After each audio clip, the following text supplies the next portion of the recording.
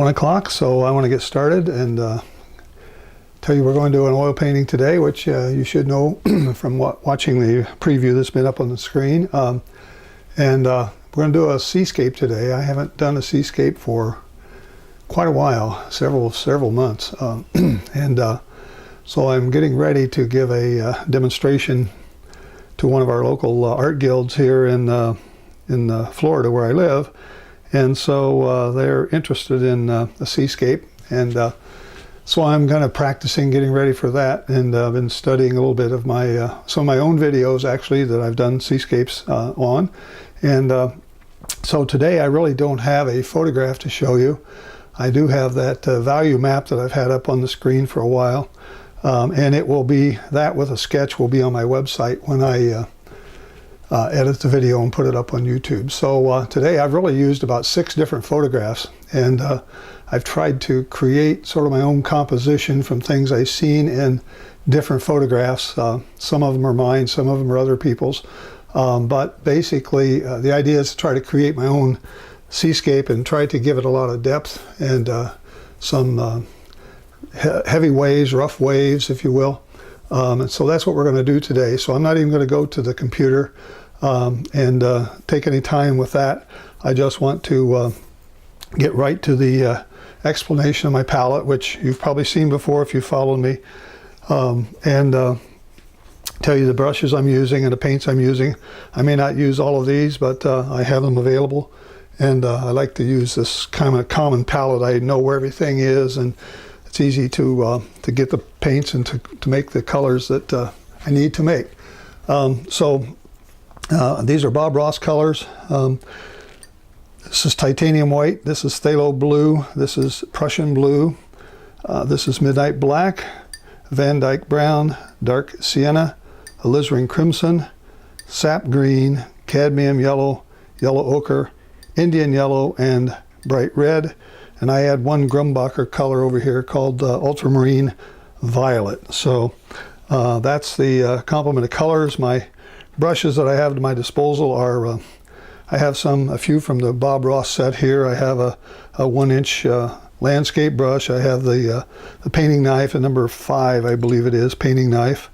And I have a script liner, and I have a small fan brush. Have a couple of other knives here I use that are smaller than the big brush or big knife that is in the Bob Ross set. I also have added, and I've been using these brushes a lot. They're from Trekell, T-R-E-K-E-L-L.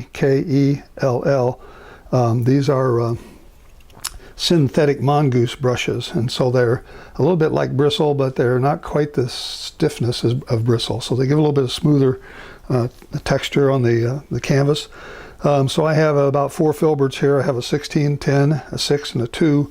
I have about 3 flats. I have a 12, 4, and a 0.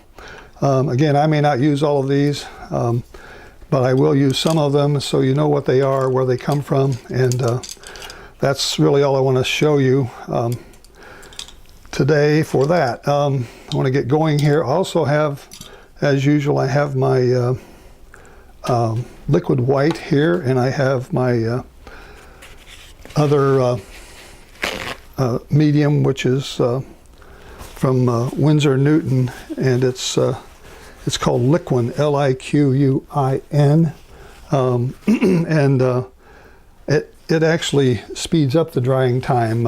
If you know anything about Bob Ross's colors, he always used this liquid white, which slowed down the drying process. Sometimes the paintings take weeks to fully dry when you use liquid white on them. But the Liquin actually speeds drying time up. So if you're in a condition where you want to speed up your drying time, I usually use Liquin. It also puts a nice film on the canvas that lets you move very quickly, put the paint on very quickly, and move across the canvas very quickly. So let me get this going here. I'll get my canvas in and zoom in. I'll run my camera controls here and see if I can get this lined up for you. And there we go. I want to make sure you see the full screen or see the full canvas. Okay, so that's what I want. All right, so we're recording. I have 4 recordings going on, plus YouTube is recording this. So you'll be able to see this on YouTube after the class is over. You'll also be able to see it when I get finished with my editing. I put it up on YouTube in about three days or so after I get finished. Also, I should let you know, if you're watching me and want to communicate with me, I have a computer up here by my easel, and I try to watch the text going by in the chat window, and you can type things to me, ask me a question, and I'll see if I can answer it. I see Carolyn is here from Ottawa, Canada. Thank you for letting me know where you're from. And so anybody else wants to put in where they're from, it'd be nice to know. Usually have somewhat of an international audience for most of my paintings, but Canada, I guess, counts as international, and that's great. So, okay, let's get going here on this thing, and I think I'm going to move it over just a little bit so I'm not so much in the painting. There we go. It's a little bit lopsided for you maybe, but at least I think it will be better for you to see what I'm doing. So I'm going to get my liquid white out and get my landscape brush. I'm going to start in the background. I don't put liquid white over the whole canvas. It's really hard for you to see this sketch, I'm sure, because it's very light. I didn't tell you that. We're painting on 16 by 20 canvas today, and my sketch I made with a charcoal white pencil. My canvas has gray gesso on it, so it's a mid-tone gray. I have a little value strip here on the right side of my easel. It's really hard for you to see that probably, but it goes from a light value white all the way up to black. So I keep a canvas covered in a mid-tone gesso that's about mid-value. So if I'm looking for values, I try to make them either darker than mid-value or lighter than mid-value, and it helps me both having this on the side of my canvas, but also having my canvas toned in a mid-value. So I use a white charcoal pencil to put these the sketch on here of the mountains or whatever I have in this painting. Tried to draw in some of the wave action here, so I'm reminded of which way the wave is going, which way it's crashing.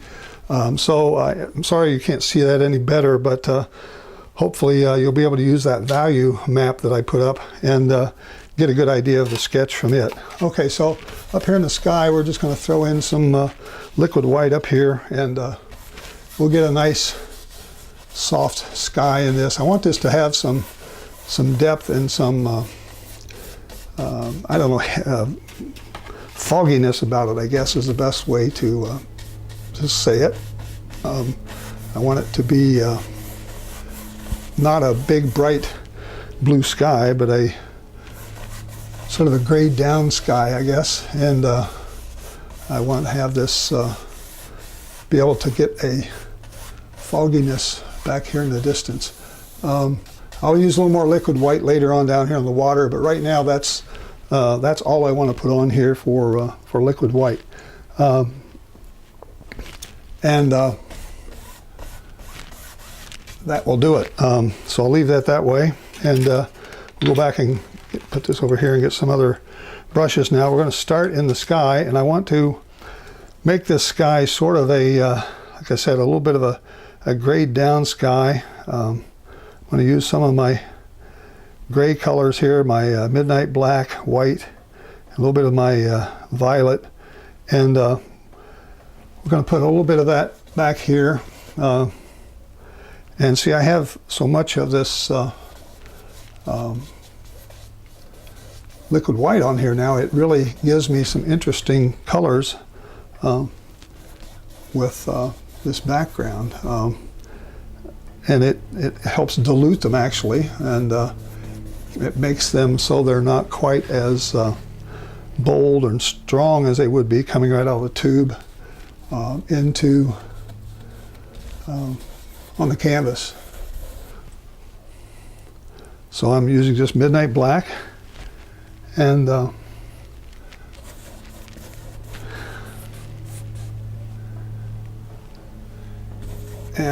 me see here. All right, put a little more of this, darken down these corners a little bit. So this violet color here is giving me some depth. It's giving me some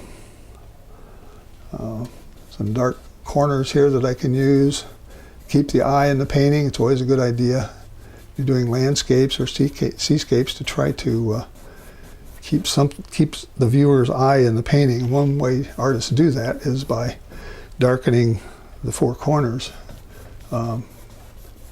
So I'm just adding some brush marks up here that make it look like there's maybe some clouds, and well, it's nothing blue sky about this at all. Put some more of this black over here. This black, midnight black that's in the Bob Ross set of colors, when you put some white with it, it sort of turns a little purple itself. If you notice, as I keep brushing over this, it gets a little bit of turns into this bluish or violet color it has. So I'm going to just leave some things out here. It looks like some clouds. Maybe put in just a touch of alizarin. I haven't cleaned my brush yet. Put a little alizarin right down here toward the horizon, where my water is going to be touching the sky down here. Just ever so lightly. These brushes give a nice finish to the paint. I see Heather liked me moving the canvas over so you had more room to see the palette. I noticed that when I was editing one of my other videos, that if I get myself out of the picture a little bit, it gives you more of the painting to see and less of me to see. Sure, you don't need to look at the back of my head. Okay, so anyway, we're just making this sky a little bit rough, like there's a little bit of action going on up there. So something's got to be making these waves. You wouldn't have a clear blue sky with no wind and have some rough waves in the water. So I think that's going to be about it. One thing that I like to do, again, it's a carryover from Bob Ross, is when he would take when he finished his sky, he would sometimes put in even darker clouds in here, put in some places where he had some dark shapes, and then he always took his brush. I'm trying to get the liquid white out of this brush that I used, and just sort of give it a little very light brush over, very, very light. And it just lightens the painting so that you see there's stuff there, but they're not bold. They don't have sharp edges. They don't stand out. And if I made them stand out, they would come forward in the painting, and it would distort the perspectives I'm trying to get. Okay, I think I'll stop with that and start on the next item here, which is this little bit of land that's out here in the back. I'm going to pick up just a little bit of my phthalo blue and mix a little bit of my violet with it, and see if I can get a little darker color back in here. That's pretty dark, maybe too dark. Lighten it up, pull a little of this other colors in here. Doesn't need to be really, really bright. I want it to sort of fade into the background here. So I'm painting what I call top to bottom, back to front, which means I paint the farthest thing first, which is the sky, and then I paint some clouds, and then I paint the horizon, and then I paint the little mountains or whatever's out here that I want to show you. And I just come forward in the painting, both from the far distance to the foreground. That's the way I like to do most of my paintings, at least my oil paintings. Artists will tell you that you don't have to paint the sky first. You can paint the middle ground first. Some artists have been taught to paint the darkest dark against the lightest light so that you can get your values right. I tend to not do that.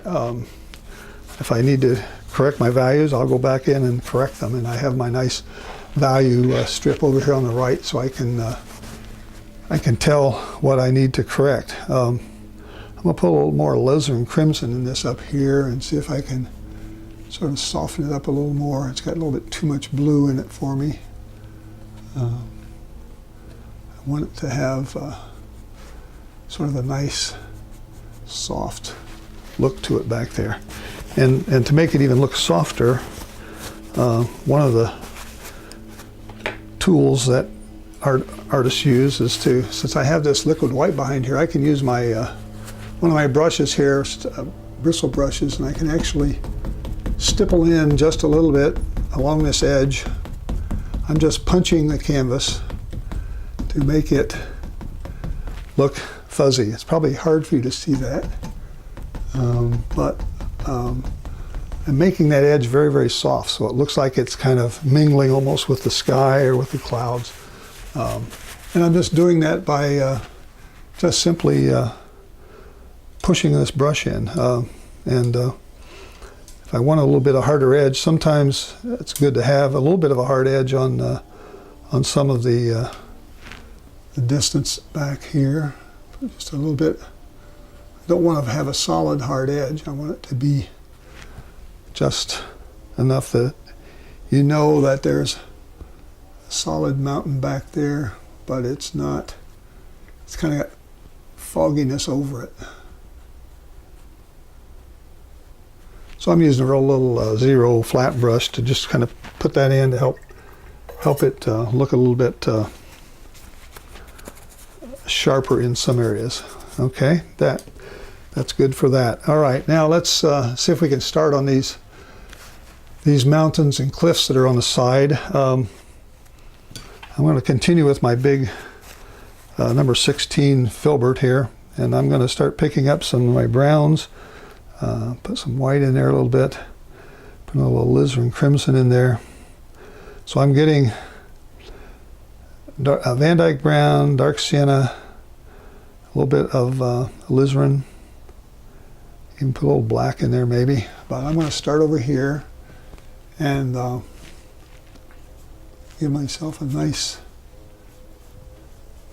set of rocks over there.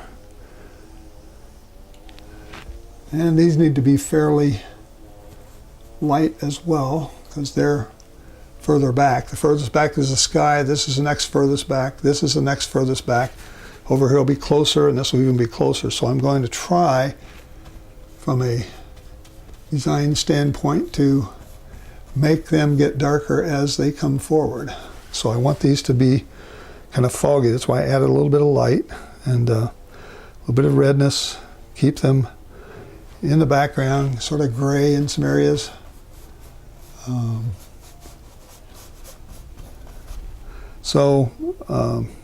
Hopefully you will think this is more in the distance than the one over here on the left that I'm going to paint next. Okay, not too bad. It needs a little bit of texture in there, some things to make it look like we have really some rocks and some protrusions and something like that. Just by putting very light touches of darker value, I can tell you there's indentations and shadows in that rock, even though in this cliff over here, even though it's still very light. And as it reaches the bottom, it's going to get darker down here, because where these things touch the water, usually they're very dark. And I don't want this to be a straight line. I'm trying to avoid straight lines. Straight lines will cause your viewer to look at a straight line and go right out your painting. That's not a good design by my standards and by some of those artists that I follow and study. You want to make them interesting. Something going on back there, but not, you don't have to tell them there's 49 rocks and 85 crevices and bird nests and everything back here in this rock. You just want to give them enough information so they can see that's what it is. So I'm just kind of taking my time on that, adding a few colors here and there, a little bit of alizarin.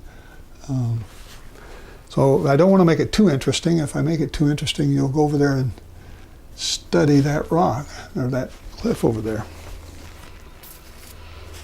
Okay, so that, and now I want to probably do just a little bit of the same thing with stippling here with that set of rocks. So I'm going to have a dry brush. I've cleaned it off. And I'm just going to come back and stipple in just a few places that sort of help it look like it's sort of blending with the sky up there, so it's not too obvious.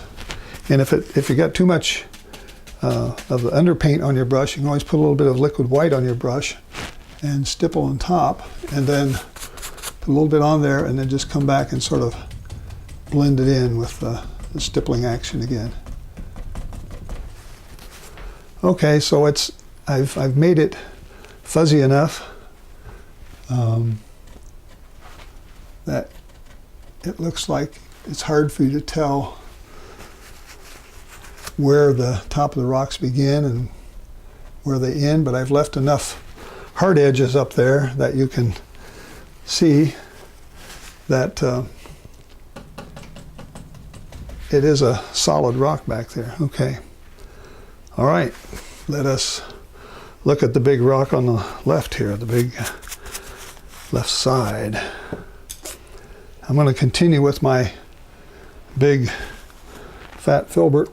I'm going to clean him out a little bit and get us some darker color now. I'm going to start picking up more Van Dyke, put in some violet, put in some dark sienna, put in a little more alizarin.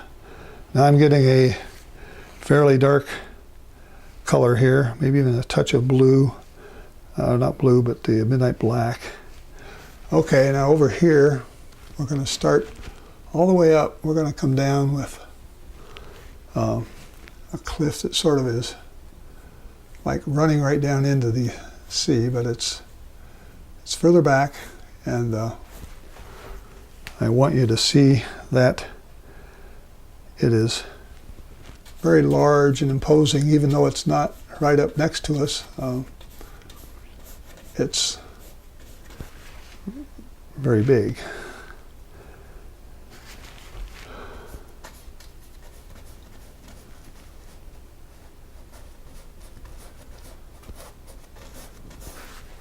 So I'm going to put this whole thing in. Black, Van Dyke brown, dark sienna. If you don't have these colors by this specific name, you don't have to buy Bob Ross colors, but I've been using them so long, I'm pretty comfortable with them, and they tend to do a good job. They tend to last a long time, and so I tend to like that about them. I taught oil painting for many years in a community where I lived, and we all used Bob Ross oil paints, and it worked very well. Now normally if Bob Ross were painting this, he'd be using his big painting knife, and he'd be coming down here and getting this little roll of paint on there, and he'd be coming down and putting in these marks like this, which I can show you. I may not leave it that way, but it certainly gives a different surface to the painting when you do this, because there's a lot more paint that you're putting on. When I use this synthetic mongoose brush, it tends to mash all the paint right into the canvas, so I don't have a lot of paint on the canvas, and that's one thing I've been trying to force myself to do, is use a little more paint with these brushes, simply because they have such a nice surface on them. They tend to blend the paint out. So I can come back and put some highlights on with this painting knife, but it's probably hard for you to see. But when I'm looking at it with the light shining on it, there's a glisten. You can actually see the paint build up here, And a lot of oil painters like oil painting just for that purpose, that you can put on large swatches of paint that are more than just covering the canvas. They're actually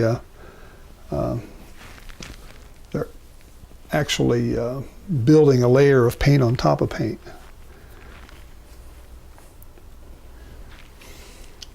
So you might be able to see that, you might not.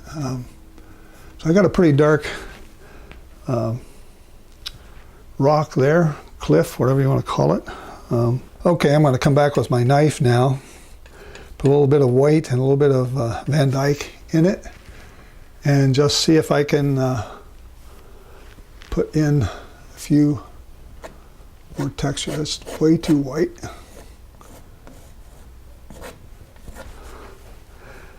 Way too white. That's part of the problem of controlling a painting knife, is that you get too much of paint on there in a certain area, and you have to control it. But I can work with this with my brush now. You can see that it's darker, and as I add more color, I'm getting interesting rock-like formations here that are helping to tell you this is a rocky cliff here.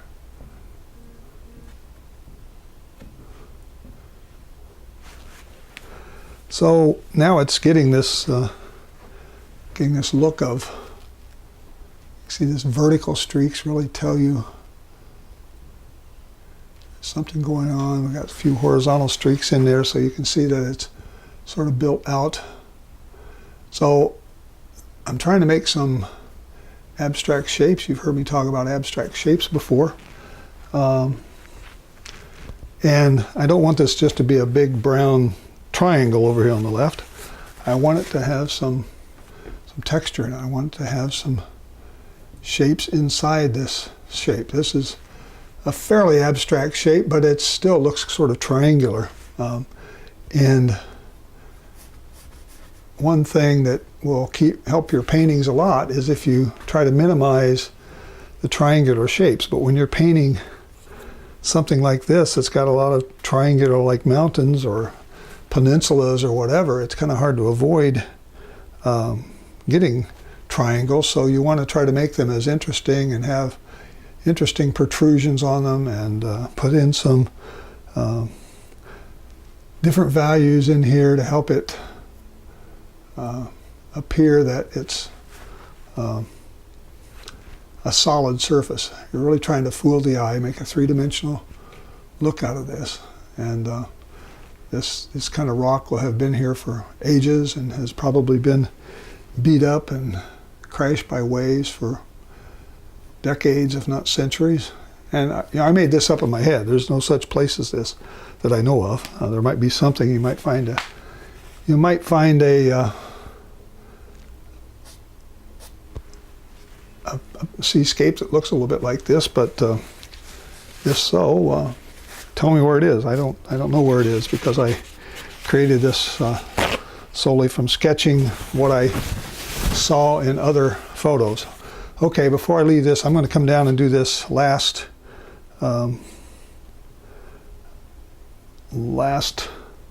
rock down here. This is going to be almost totally black. It's going to actually go up and overlap a little bit. Got it really black in here. And we're going to have some waves crashing over this in a minute, but right now I just want to get this underpainting in, get this bottom of this rock in here, and then we're going to go start working on the water. I do have another rock over here, another peninsula, but I want to get this in, get it marked in where I want it, and make sure. It's really hard to see. This is darker than what's behind it. I may want to come back and lighten up what's behind it slightly, just so that it stands out. Right now it stands out to me because I'm right on top of it. To you it may look like it's all one contiguous rock here, but I know it's not. Okay, now, so far these are all very dark colors. Put a few lights and highlights in here. Kind of lighten it up so it looks a little bit misty. We got a lot of waves crashing in here. So, all right, now, pretty much, you know what, I think I'm going to go ahead and work on this other rock over here. Well, I got all these colors in my brush. I'm going to take this rock over here, and it's going to have a gray flat surface on top of it like that. And then it's going to have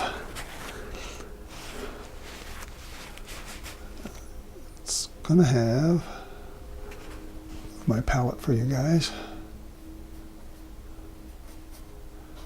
It's going to have a face that comes down like this and over. Another little rock sitting out here. Get my rocks in, and then I can come back and work over them when we put the water in. But basically this is another dark rock on this side. So what I'm doing here, if you haven't noticed, is I'm building a way for your eye to watch the wave and get back into the back of the painting. I'm kind of blocking the sides on you so that you have to look in the center. So that's all part of the design, so that you end up having to look where I would like for you to look. And if I can do that, I can keep your interest in my painting, hopefully. And you won't go look at the next guy's painting when this is hanging in a gallery somewhere. You'll stand here and look and follow the line that I give to you. It's called make the viewer's eye move through the painting. So I'm touching up another little place over here on the left. I actually went back and put a little bit more dark in here. Okay. I think I'll leave it at that. I may come back and touch that up a little bit. I wanted to touch a little bit of lighter color in here above this. That's what I wanted to do. Just to give it a little bit of depth, a little more depth. So I just lighten that up and helps this lower surface stand out. Not dark enough. There we go. All right. Now, so pretty much that's all my rocks. I think I might have had another one even in here. I think that might be a rock. It looks more like a rock than it does look like a wave, doesn't it?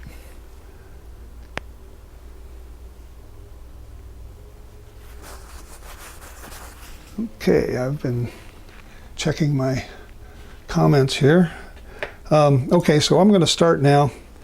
I think I'm going to clean some of this brown out of this big brush. I may want to use it again, but right now I'm done with these rocks for a while. I'll come back maybe and touch them up with either the painting knife or with my brush again. So let's get a couple brushes clean, and I'm going to start now with my blues. I'm going to start in the back and start painting myself forward with the, I'm going to use a flat brush. Hopefully I can get a nice flat surface out here. I have 2 blues and I have 3 yellows. So my blues are phthalo blue, and I can put some white in that and I get an interesting color on the palette. You can see that there.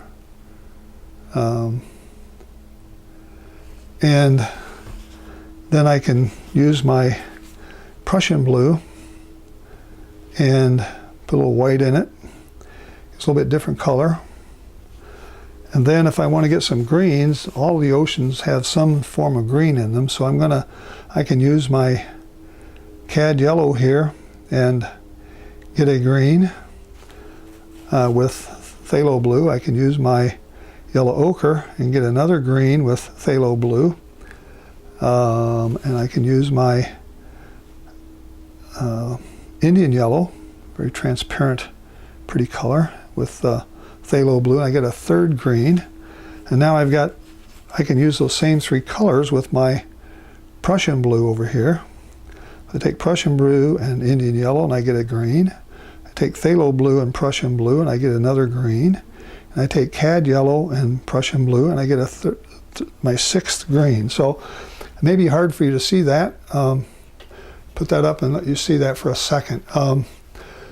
So I have really 6 green colors here that I can use for my water, for my background, for my the waves, the back of the waves. And so I did that by just using my 3 yellows and my 2 blues that I have, rather than using sap green, which is much more of a nature color or a color for trees and that sort of thing. So I'm going to start now with the back, and I want it to be darker in the back, minimize the amount of green in it. So I'm going to pick up my phthalo blue and some white, see how dark this is. I better let you see me.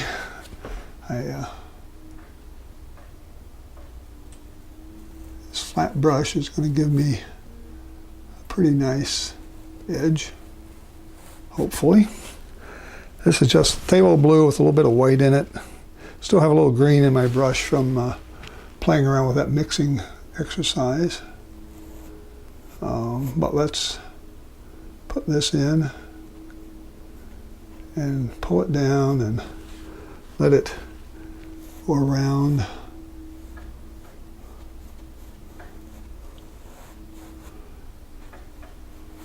I want it to be darker now. It has to be darker than this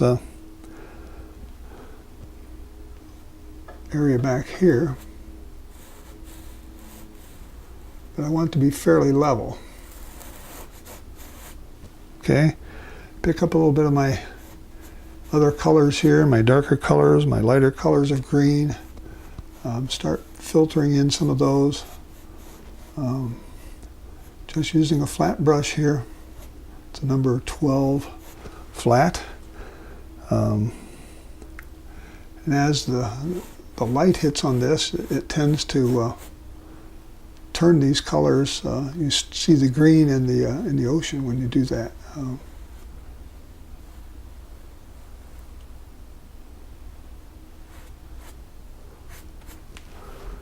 Okay.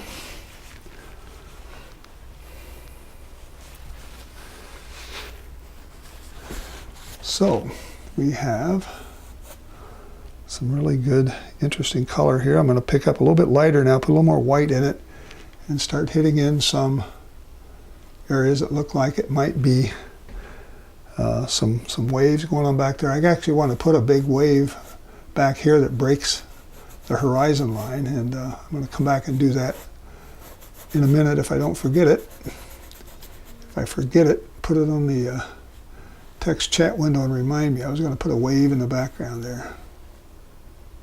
Sometimes I get so involved in what I'm painting that I forget what I was going to do. So you can put in some interesting brush strokes. Just I had a little bit of white on this bottom of this brush from that blue mixture I had over here, and by just putting little strokes like that, you start pulling the white down. It's almost like double loading your brush, people might say.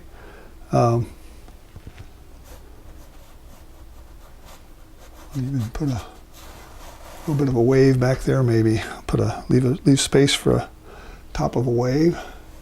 I'm just sort of changing the color as I come forward, going back and forth between dark and light. And every time I do that, it gives you a little more depth and distance in this painting.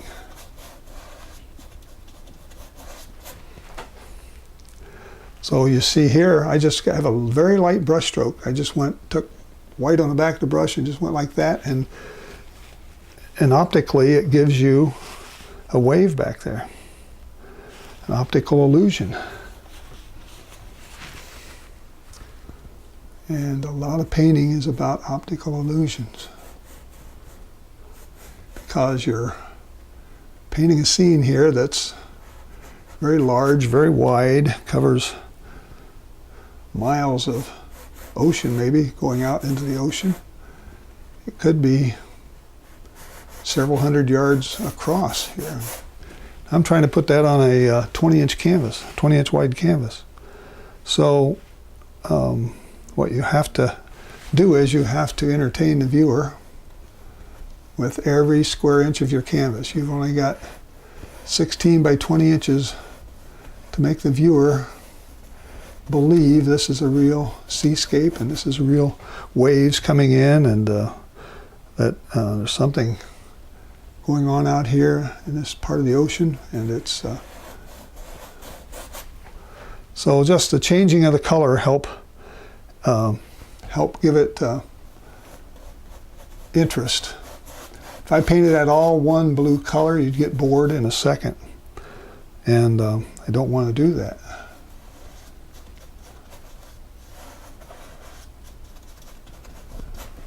So I'm just sort of building it toward us, and hopefully you like this and you can maybe copy this. Like I said, there wasn't a photograph to work from because this pretty much came out of my head. I'm going to leave some spots in here for some waves, and I'm going to come back and put them in. As long as I leave some gray canvas there, I'll remember to go back and fill that in. I'm kind of having to paint around these rocks here, which I could have painted the water in first and then come back and hit the rocks, but I decided to do it this way. Put all the rocks in as first.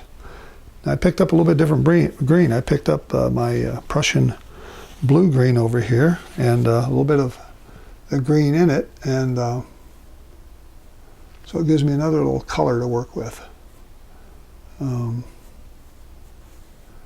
But yet it's all part of what you might see in the ocean. You'd see different, depending on the depth of the water under here and the closeness, you would see greens, you'd see blues, you'd see all shades of colors out here.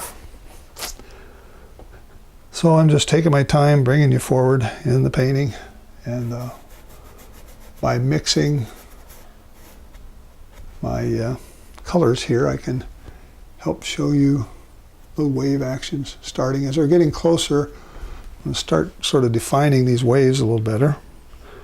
And when they get up here right in front, I'm going to have a big wave or two to define for you. So as you're watching this, I hope you're learning a few things about how to make your optical illusion work when you're painting a seascape. I want this to go right over the top of this, right here like that. So that rock stands out. I want it to be nice and dark.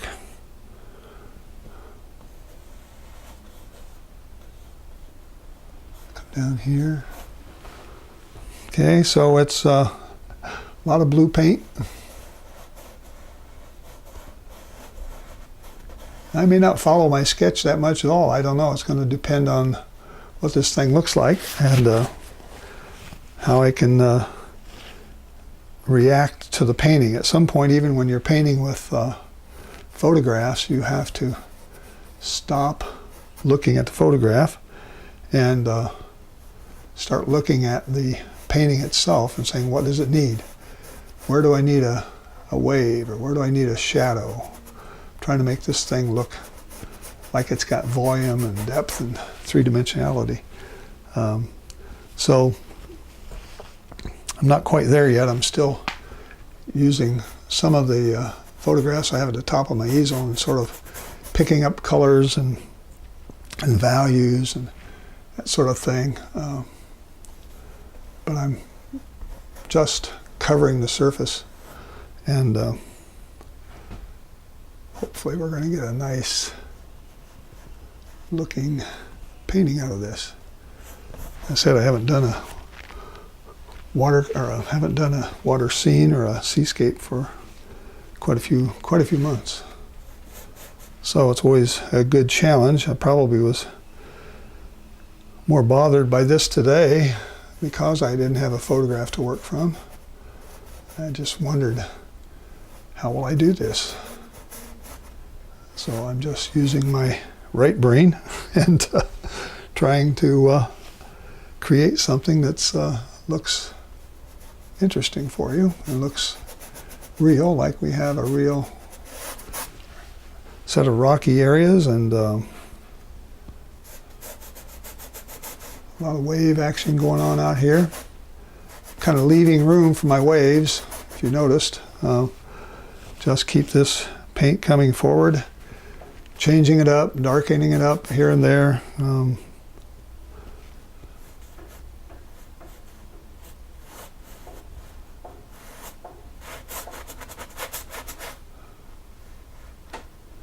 Paint around another rock here. When you paint around a rock like that, if you pick up some of the brown, you have to wipe your brush out. Don't let it, don't pull that brown back into your paint.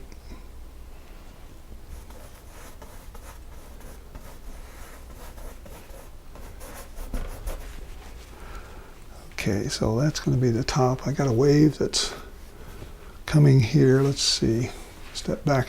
Matter of fact, I need to step back and take a look and just see if it's telling the story that I'm trying to tell with a lot of depth and some interesting colors. Probably need more green color in some of this. So let's see here, maybe right in here. That's not quite the, I'm going to just pick up some yellow and put right over this. If I put yellow, if I put my cad yellow, bright yellow, if I put that right over this blue, like this, all of a sudden you're seeing the making of a wave out there. And the yellow is letting you see the light shining through the wave, right? What does that wave need? It needs a little top on it. So let's take my filbert and some white with maybe just a little blue in it. I don't want these waves to be completely, perfectly white, but just a little. But I want to. But the way to put a top of a wave on is to get a lot of paint on your brush, and you come back here and you put it in very heavily.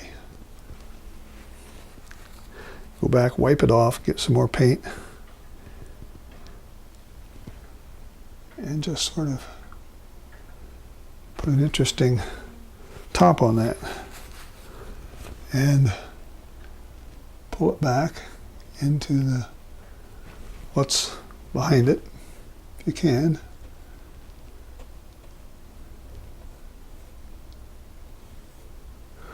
And more paint over this way.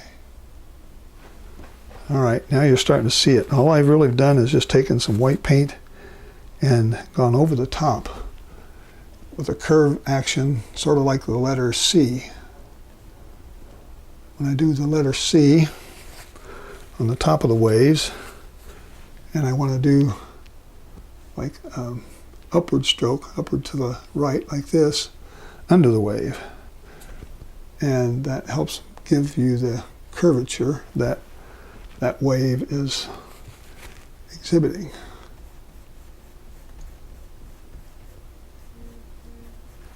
Okay, so let's go back and look at this. So I've got a little bit of a wave coming in here.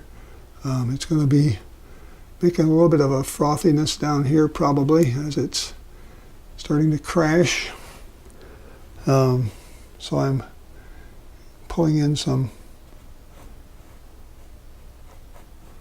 of that. Okay, so that wave is kind of close to us. And it may be a bit too obvious what I'm trying to do there, but let's see if we can keep this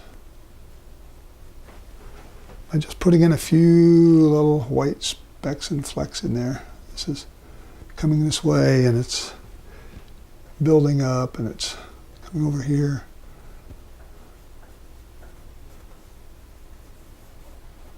Okay, that's one little wave that we can say is almost complete. I want to come back here and put in some other wave action back there that looks like we've got something going on here. It's crashing against the rocks somehow. And just make a few spots back there. Maybe in here we got some more going on.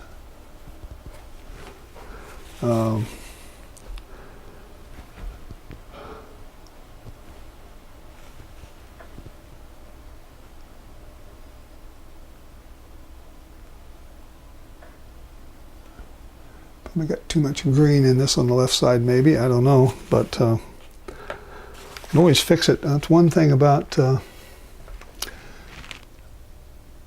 oil painting is that you can have a lot of flexibility to go in and fix your oil paintings. Watercolor, once you put something in, it's pretty well in. You can't really do much with it. I'm going to make this not quite so green. I think I got carried away with my green color there a little bit. So let's just lighten it up a little bit. Connect it for this other wave over here. And take a few more streaks out here that help me give a... I want this to look fairly rough. I don't want it to be like a mad stormy sea, but I want it to make you think that we've got a bunch of waves either here or coming in. Back here we've got some waves that are coming in, starting to build up back there. Don't want to make those too big. I want you to think they're pretty far off in the distance. So let me see if I can improve that a little bit.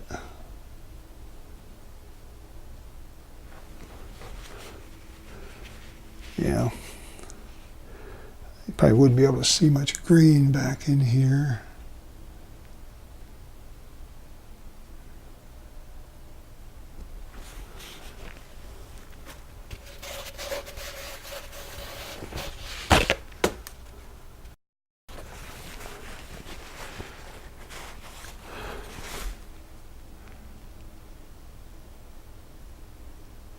That one's building up. I want this to have some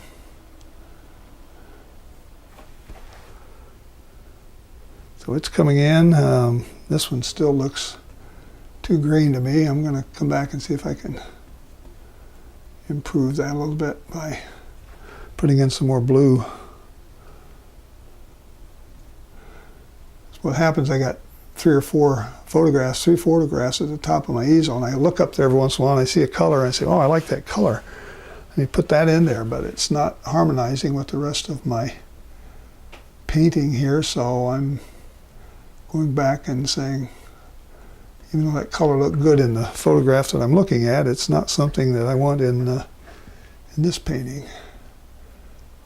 Okay, let's put a few more streaks over here. Fill this out a little bit. All right, I'm getting some interesting waves coming in there now. We got a few more coming in this way, and just sort of give them some that kind of stuff here. Pull some up into there. Yeah, starting to, by just putting that little flat piece of paint on the bottom of the brush and pulling up, it's sort of giving me some more waves that look like this is windy and wild, and it's going to kind of make the story go that when I get to this big wave down here, which I'm not there yet, it's going to make it seem more realistic that I need to have that that kind of a big wave. I need to have a lot of action going on out here.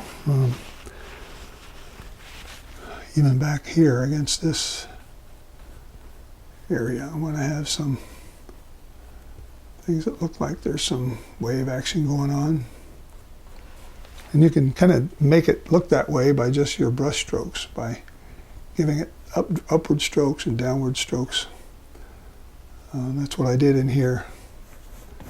All right, let's go back now and get some of my little bit bigger brush and see if we can put in some more dark things in here. Let's put this in over this rock.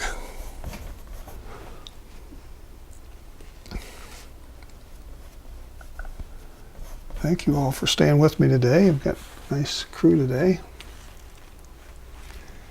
Yeah, I did put in a little bit of background wave right there, Heather, that you asked about. It wasn't a big wave. I didn't want it to be overpowering. I wanted it to just show that there's more waves coming in from a distance.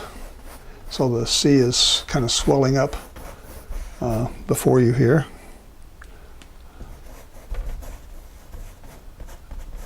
So let's get in some more of this.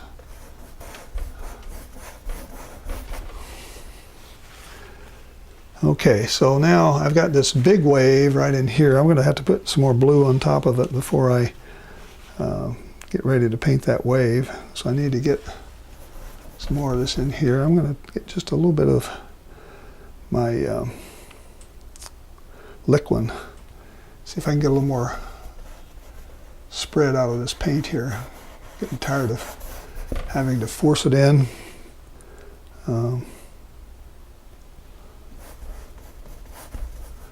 Over the canvas.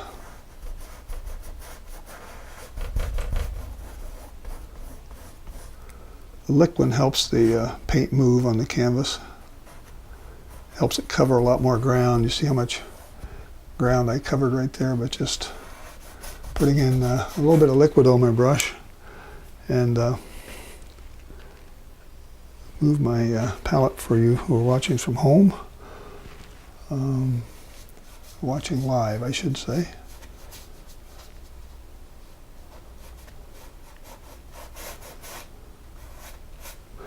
So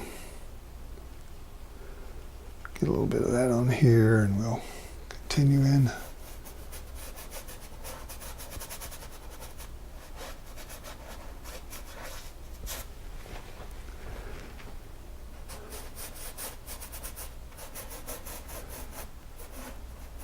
See how I'm going to solve some of these problems here. This is a bit of a challenge because I haven't done this for so long.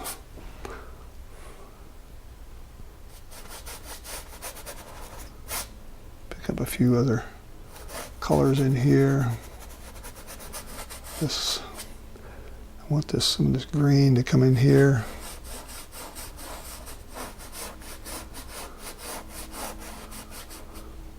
So I'm taking my greenish blues here, laying them in and using the brush strokes that I want to have this wave exhibit. And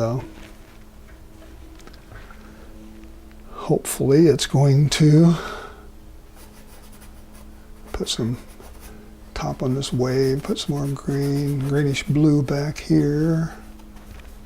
I think I'm going to call this rock down here. I think that's what it was in my imagination when I was putting this thing together. Okay, so you can see some of the underpainting here for this this big wave that I'm going to be putting in. And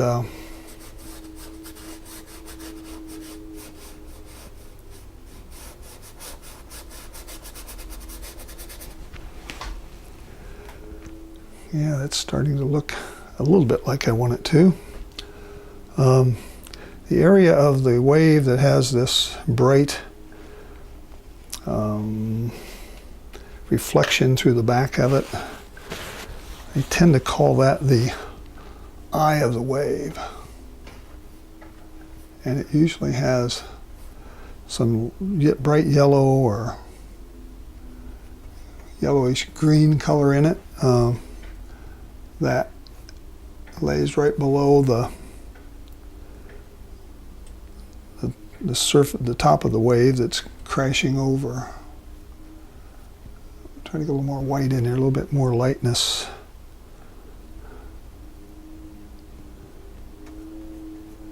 So the eye of the wave sort of comes in here like this, and it starts crashing. And yeah, I'm using cad yellow and white over some of this blue that's making it look like it's getting a reflection through the back of it. That turned a little bit too blue on me. Let's put a little more yellow in there. And try to notice I'm not making that top line. It's a little hard to tell, but I'm trying to keep this top line so that it's not straight. I want it to have some change up in it. I want it to have some different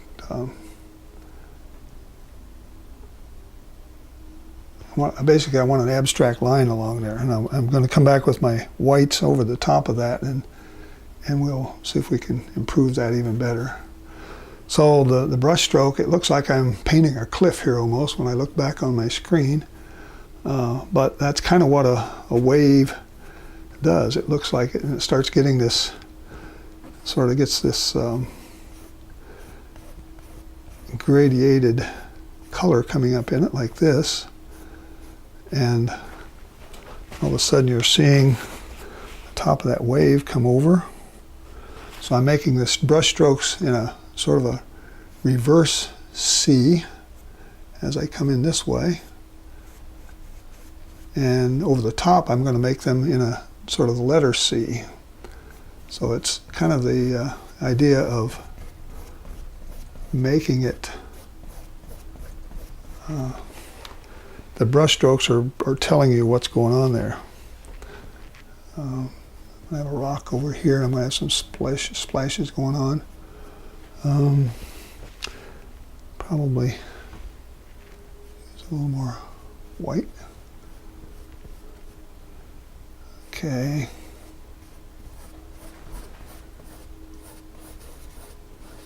I want to put this out and put in some bit of my violets in here. Start graying it out a little bit.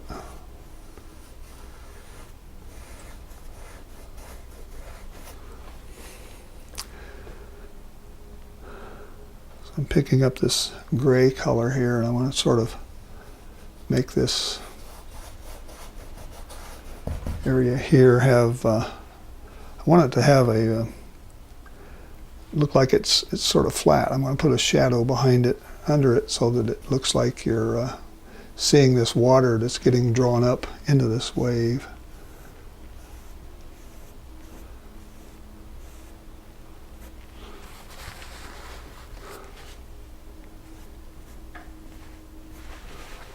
Okay, looks almost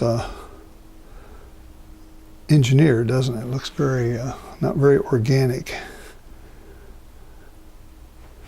So let's see if we can improve that a little bit by popping in a few more height in here in some areas. See, when I use that brush, I come down, I pick up that blue, and then I pull it up into there, and it's sort of hard to blend that a little bit, but I like that. Let me see here. I think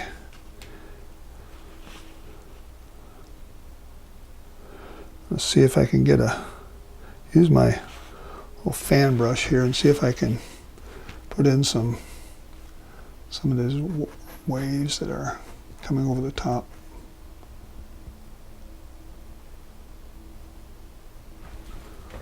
Okay.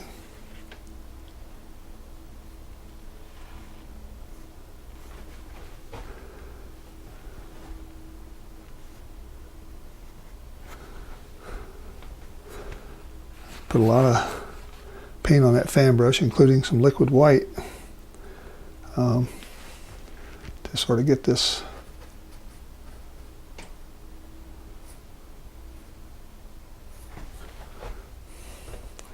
see how the color comes through.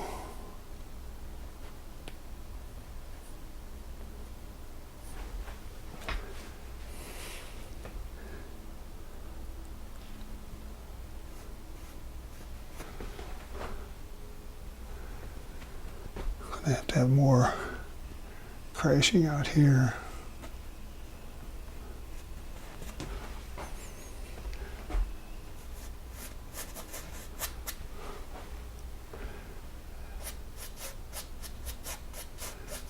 I think I have some ground down here that I can actually make it look like we've got some dirt here that we're crashing against.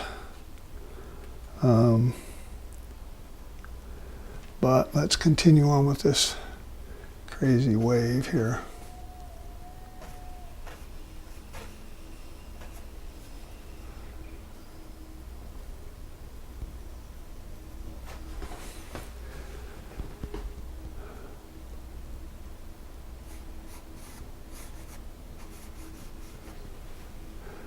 So I'm making little brush strokes here that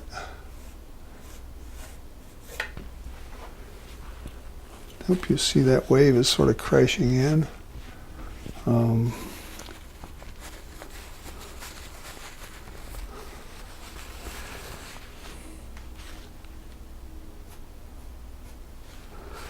almost have to clean your brush after every brush stroke just to keep the paint clean and clear up here, because it picks up that paint that's underneath it and gives you a color that's polluted with the other colors.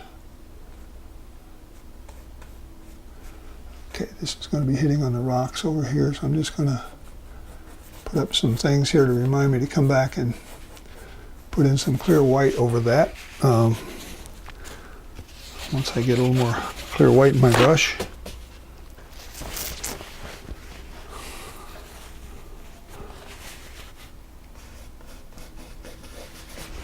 Okay, let's get some more gray in here.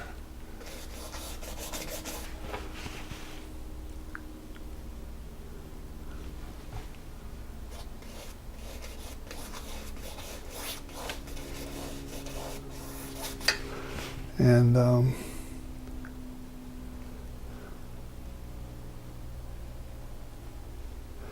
little bit of my dark sienna and a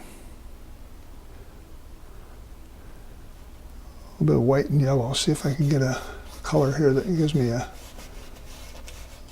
sort of beachy color. I don't know if that's good enough color or not, but let's see if we can put that in down here.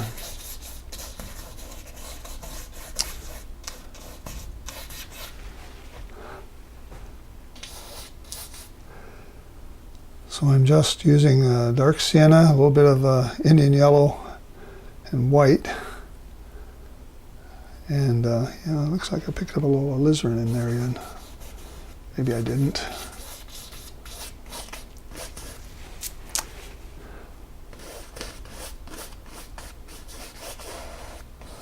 Fan brushes are nice little tools. I don't use this fan brush very often, but it makes a nice tool to sort of give you this nice, oh, I see what I'm doing wrong. I was using alizarin. I meant to have been using that dark sienna.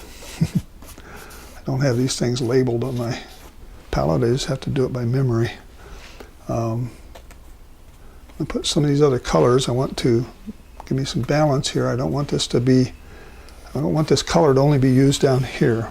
I want to use it somewhere else. So I'll go up in the mountain in these little rocky areas and put a little bit in there. We can make it, these brush strokes help tell the story pretty well with being able to tie them together, hopefully, so that we're seeing a big rush of water. I got to put some shadows under that water to make it look like it's three-dimensional. And this big thing over here on the right is another rock. So I'm going to put in some very dark black and gray and use my knife over here. Put in some rockiness over there. Got a lot of this color on my palette here, so I can just kind of scrape up whatever color comes off on the knife and just put it down here.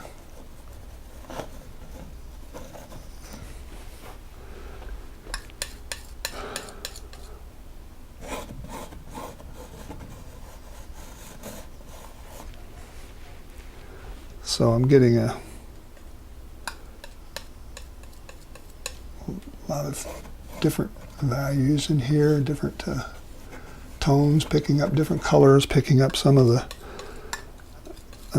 burnt sienna, dark sienna, I'm sorry. Burnt sienna is a color that my watercolor palette has. It's about the same color as this, but the oil paint is actually called dark sienna.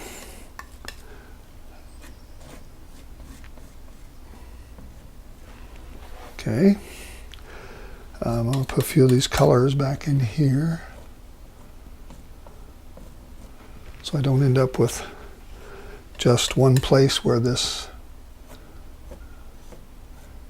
reddish color is. That looks pretty good. Let me come back and put in a few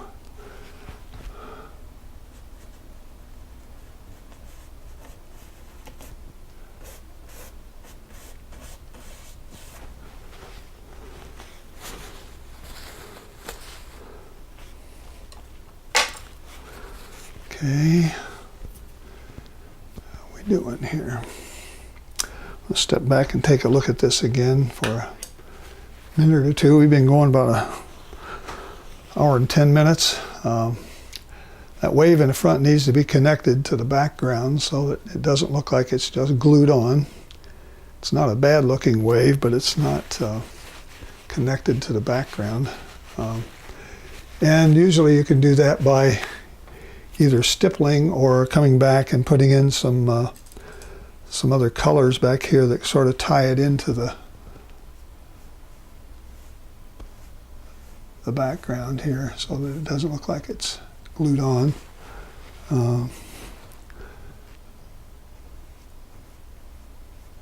Like this.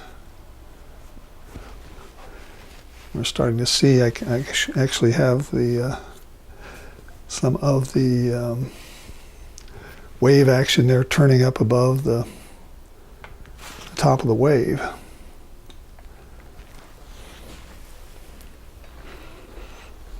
And let's step back and look at it again for a second, see if I can see anything else that needs to be done. Okay. I think my color pattern is probably a little bit greener than I want it to be. I like to have a little more fogginess to it, a little more mysteriousness to it. So I'm going to see if I can take a little bit of white in my brush, a little bit of this, getting this landscape brush now, excuse me, and see if I can, what happens if I sort of stipple in some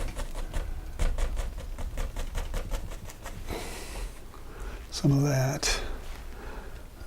Pick up a little more and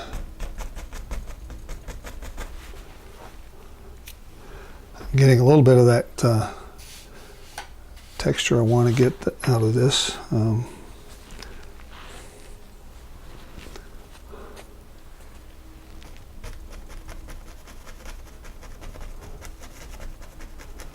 So I'm cleaning up that edge back there and giving myself some, looks like some foaminess that's starting.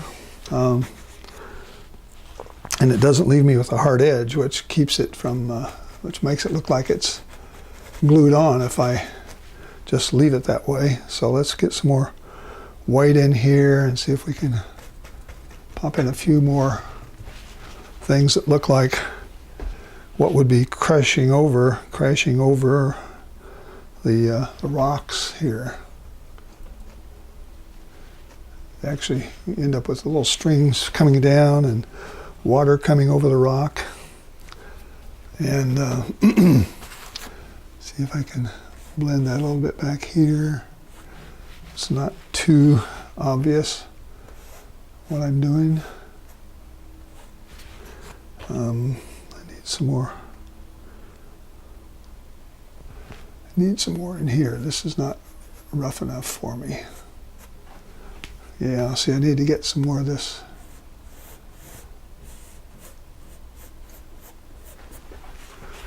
I start putting in a few more things that look like there's waves back there coming in. It sort of justifies this big wave that I'm painting for you right up here. I got one kind of crashing back there that I showed you, and sort of stippled it out into oblivion. Little bitty quick brush strokes across here just help tell this story even better. I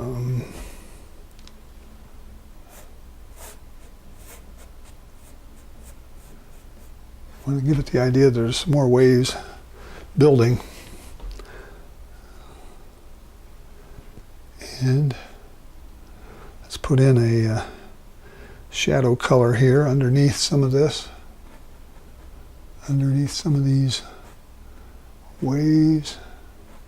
It's not much of a shadow color, is it?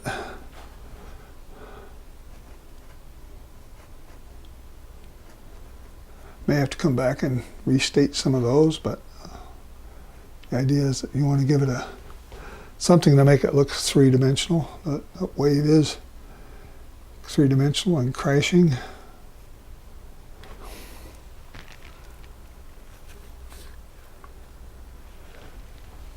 Okay, let's take this.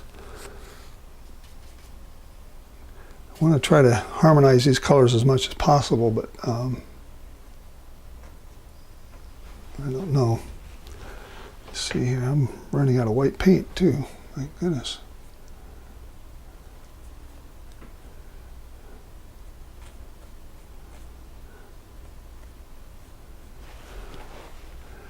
Okay. So these things come over and give you this look of crashing.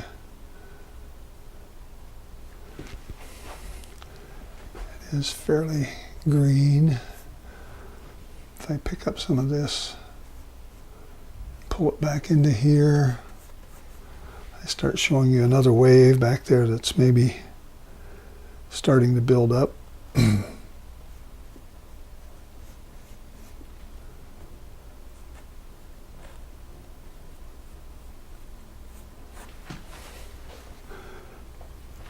So the waves are going to be going back in the distance and starting to get a little foaminess on top of these out here, like this. So for not having done one of these for months and months, I'm not feeling too bad about it. I could probably spend a lot more time working on this, which I won't bore you with.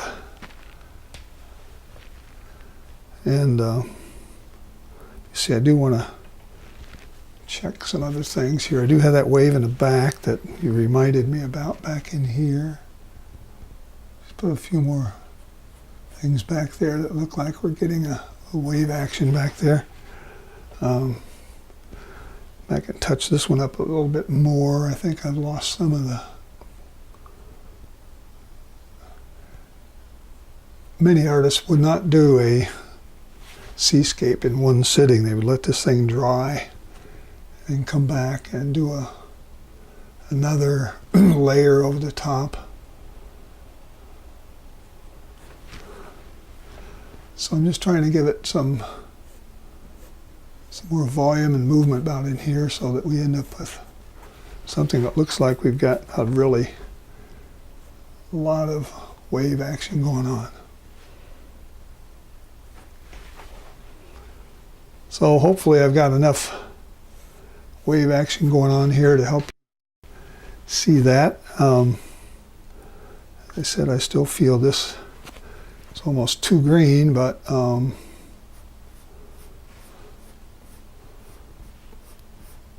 if I did it again, I probably wouldn't make it quite as green. What happens if I come in and put in some darker blues in here and pull them up? Yeah, that can help. That helps me get some of that greenness out of it. But you got to use the brush strokes to make it look blended and make it look like the way you want it to go. So now I'm getting a little bit of a blend here that is better, and it seems to taper into the yellowish green, which is getting the light from through the water. Okay, now I think I'll try just a little more stippling with my big brush here and see if I can sort of pull this together a little bit more.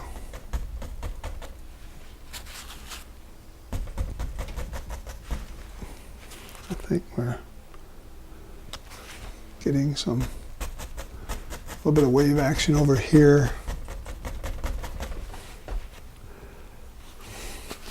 Trying to get that a little bit lighter so that it's not quite as obvious.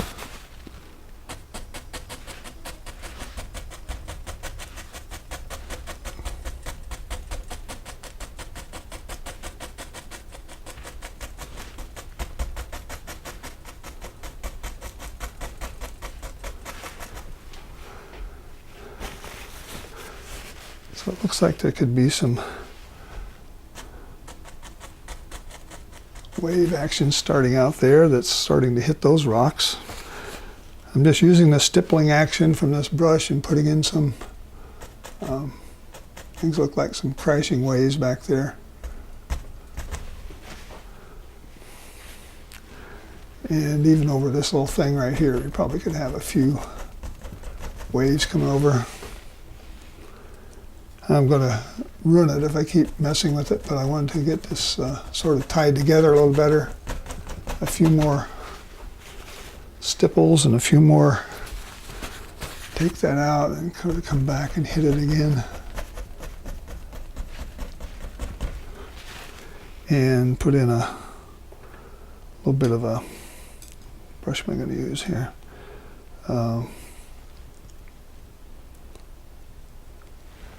Under here, make sure that's dark enough. It's really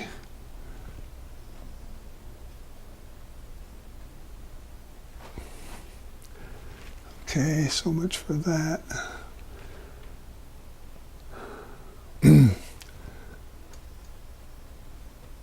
Put in some more dark areas at the bottom of these rocky areas because they do have. The longer they've been there, the more, the darker they are usually. So I'm just sort of fine-tuning some of this here. All right, I think I'm getting to a point where I don't want to do too much more.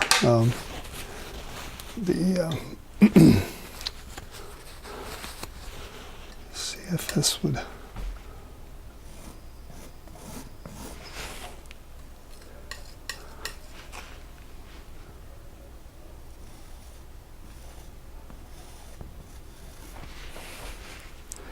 I'm going to put in a sort of a area that's sort of grayish, that's sort of showing this water as it's foaming up in the foreground here.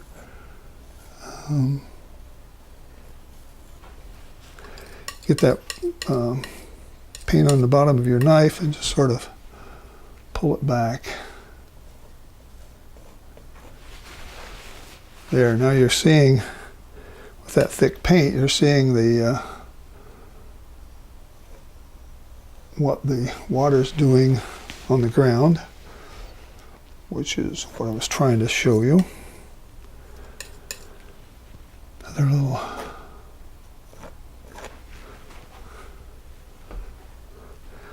too much blue in this one over here. Let's put a little more. A little trouble working around my. Okay, so it's sort of giving us some foaminess over here. Maybe there's just a little bit of same kind of stuff going on over here.